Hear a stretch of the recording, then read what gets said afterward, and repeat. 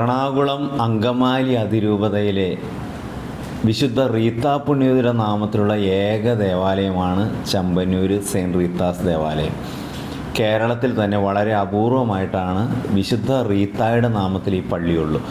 പക്ഷേ ആഗോള സഭയിൽ വളരെയേറെ വണങ്ങപ്പെടുന്ന അസാധ്യ കാര്യങ്ങളുടെ മധ്യസ്ഥ എന്ന പേരിൽ അറിയപ്പെടുന്ന വിശുദ്ധ യൂദാ തദേവൂസ് പോലെ, വിശുദ്ധ അന്തോണീസ് പോലെ അസാധ്യ കാര്യങ്ങളുടെ മധ്യസ്ഥയായിട്ട് അറിയപ്പെടുന്ന ഒരു പുണ്യവതിയാണ് വിശുദ്ധ റീത്ത.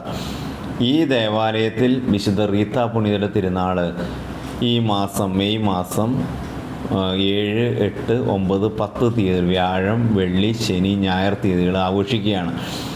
ഈ പുണ്യവതിയുമായിട്ട് ഈ ഇടവയ്ക്കുള്ള പ്രത്യേകത എന്താണെന്ന് വെച്ചാൽ, ഈ ഇടവകയുടെ ആരംഭകാലത്ത് വളരെ ചെറിയൊരു ദേവാലയമായിട്ട് തുടങ്ങിക്കഴിഞ്ഞപ്പോൾ ദൈവകൃപ ലഭിക്കുന്നതിന് വേണ്ടിയിട്ട്, ദൈവത്തിൻ്റെ അനുഗ്രഹം ഉണ്ടാകുന്നതിന് വേണ്ടിയിട്ട് അന്ന് ഈ ദേവാലയ നിർമ്മാണത്തിന് നേതൃത്വം നൽകിയ വിൻസെൻഷ്യൻ വൈദികർ വിശുദ്ധ റീത്ത പുണ്യവതിയെ ഇവിടെ പ്രതിഷ്ഠിച്ചു.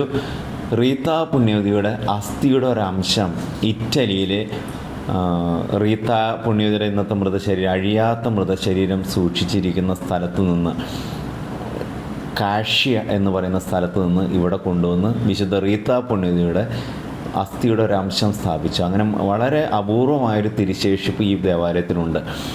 വിശുദ്ധ റീത്ത പുണ്യവതിയോട് പ്രാർത്ഥിക്കുന്നവർക്ക് അത്ഭുതകരമായ രോഗസൗഖ്യം, വിവാഹ തടസ്സങ്ങൾ മാറുന്ന അനുഭവം, കുഞ്ഞുങ്ങളില്ലാത്തവർക്ക് കുഞ്ഞുങ്ങൾ ലഭിക്കുന്ന അനുഭവം, അങ്ങനെ കുറേയേറെ അനുഭവങ്ങൾ ഇവിടെ ലഭിച്ചിട്ടുള്ളതുകൊണ്ട് വളരെ കാലം മുതൽ തന്നെ റീത്ത പുണ്യവതിയോട് ഒരു ഭക്തി ഈ പ്രദേശത്തുണ്ട്. ഇപ്പോൾ ഈ പുതിയ ദേവാലയം, മനോഹരമായ ദേവാലയം നിർമ്മിച്ചതിൻ്റെ പുറകിലല്ല ഈ പുണ്യവതിയോടുള്ള വലിയ ഈ ജനത്തിൻ്റെ ഭക്തിയാണ്. വളരെയേറെ പേര് പുറത്തുനിന്ന് ഈ ദേവാലയത്തിൽ വരികയും ഇങ്ങനെയുള്ള അസാധ്യ കാര്യങ്ങളുടെ, നടക്കാൻ പറ്റാത്ത കാര്യങ്ങളുടെ മധ്യസ്ഥയായിട്ട് ദൈവസഹായത്തിന് പ്രാർത്ഥിക്കുകയും ചെയ്യുന്നുണ്ട്. ഇതുമായിട്ട് ബന്ധപ്പെട്ട ഒരു പ്രത്യേക നേർച്ച ഈ പള്ളിയിലുള്ളത് അത്തിപ്പഴവും ചുമന്ന റോസാപ്പൂവും നേർച്ചയായിട്ട് സ്വീകരിക്കുന്ന പതിവാണ്. അത്തിപ്പഴവും ചുമന്ന റോസാപ്പൂവും ഇവിടെ വിതരണം ചെയ്യാനൊരു കാരണം, അത് നേർച്ചയായിട്ട് കൊടുക്കാനൊരു കാരണം, വിശുദ്ധ റീത്തായുടെ ജീവിതത്തിൽ നടന്നു എന്ന് പറയുന്ന ഒരു സംഭവമാണ്. അഗസ്റ്റീനിയൻ സന്യാസ സഭയിലെ അംഗമാണ് അവർ. ഈ അഗസ്റ്റീനിയൻ സന്യാസ സഭയിൽ അംഗമായിരിക്കുന്ന കാലത്ത് രോഗിണിയായപ്പോൾ, വിശുദ്ധ റീത്ത വളരെ കാലം രോഗിണിയായിട്ട് സഹിച്ച് മരിച്ച ഒരു കന്യാസ്ത്രീയാണ്. ആ രോഗിണിയായിരുന്ന അവസരത്തിൽ അവർ തൊട്ടടുത്ത് നിന്നൊരു കന്യാസ്ത്രീയോട് പറഞ്ഞെന്നാണ് പറയുന്നത്, എനിക്ക് 2 അത്തിപ്പഴവും 1 റോസാപ്പൂവും കിട്ടണം എന്നവരാഗ്രഹം പറഞ്ഞു പോലും. അപ്പോൾ ആ കാലഘട്ടത്തിൽ ഡിസംബറിലെ മഞ്ഞ് വീഴുന്ന സ്ഥലത്ത് ഒരിക്കലും അത്തിപ്പഴമോ റോസാപ്പൂവോ ഇല്ല, എല്ലാം ഇല കൊഴിഞ്ഞ് നിൽക്കുന്നൊരു സമയമാണത്.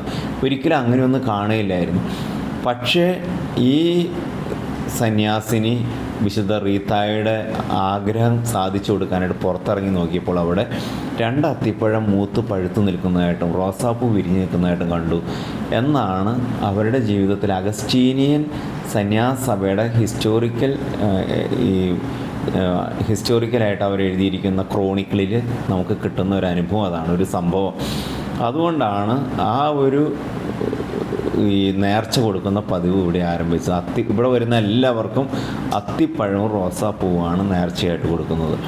വിശുദ്ധ റീത്ത പുണ്യവതിയോടുള്ള 9 ദിവസത്തെ നൊവേന ഈ വ്യാഴാഴ്ച ആരംഭിക്കുകയാണ്. ഏപ്രിൽ 30-ാം തീയതി വ്യാഴാഴ്ച ആരംഭിക്കും. 9 ദിവസം നൊവേനയ്ക്ക് ശേഷം 4 ദിവസത്തെ തിരുനാളാണ്. തിരുനാൾ 7-ാം തീയതി വ്യാഴാഴ്ച വൈകിട്ട് കൊടിയേറും. പിറ്റേ ദിവസം ആരാധനയുടെ ദിനമായിരിക്കും. അന്ന് ഇടവകയിലെ എല്ലാ ഭാഗത്തേക്കുമുള്ള വാഹനത്തിൽ വിശുദ്ധയുടെ തിരുശേഷിപ്പും തിരുസ്വരൂപം എഴുന്നള്ളിച്ചുകൊണ്ടുള്ള പ്രദക്ഷിണം ഉണ്ടാവും. കൂടാതെ പിറ്റേ ദിവസം പള്ളി ചുറ്റിയുള്ള പ്രദക്ഷിണം, പ്രധാന തിരുനാളിൻ്റെ അന്ന് ഞായറാഴ്ച ആഘോഷമായ തിരുനാൾ പാട്ടുകുർബാനയും പ്രദക്ഷിണമൊക്കെ ആയിട്ട് വളരെയേറെ ജനങ്ങൾ പങ്കെടുക്കുന്ന ഒരു നല്ല തിരുനാളായിട്ട് ഈ തിരുനാൾ ആഘോഷിക്കും. ഇനി തിരുനാളിൻ്റെ പ്രോഗ്രാമിനെ പറ്റി കൺവീനർ എൻ്റെ പേര് നിക്സൺ ജോസ്. ഞാനാണ് റീത്തപ്പള്ളിയിലെ ഈ വർഷത്തെ തിരുനാൾ കൺവീനർ. മെയ് 7-ാം തീയതി വ്യാഴാഴ്ച തിരുനാൾ കൊടിയേറ്റ ദിവസമാണ്. മെയ് 8-ാം തീയതി വെള്ളിയാഴ്ച പൂർണ്ണദിന ആരാധനയാണ്. അത് കഴിഞ്ഞ് വിശുദ്ധ കുർബാന, നൊവേന, അത് കഴിഞ്ഞ് ഇടവകയിലെ എല്ലാ യൂണിറ്റുകളിലേക്കും പ്രദർശനം റീത്ത പുണ്യവതിയുടെ രൂപം പ്രദർശനമായിട്ട് പോകുന്നുണ്ട്.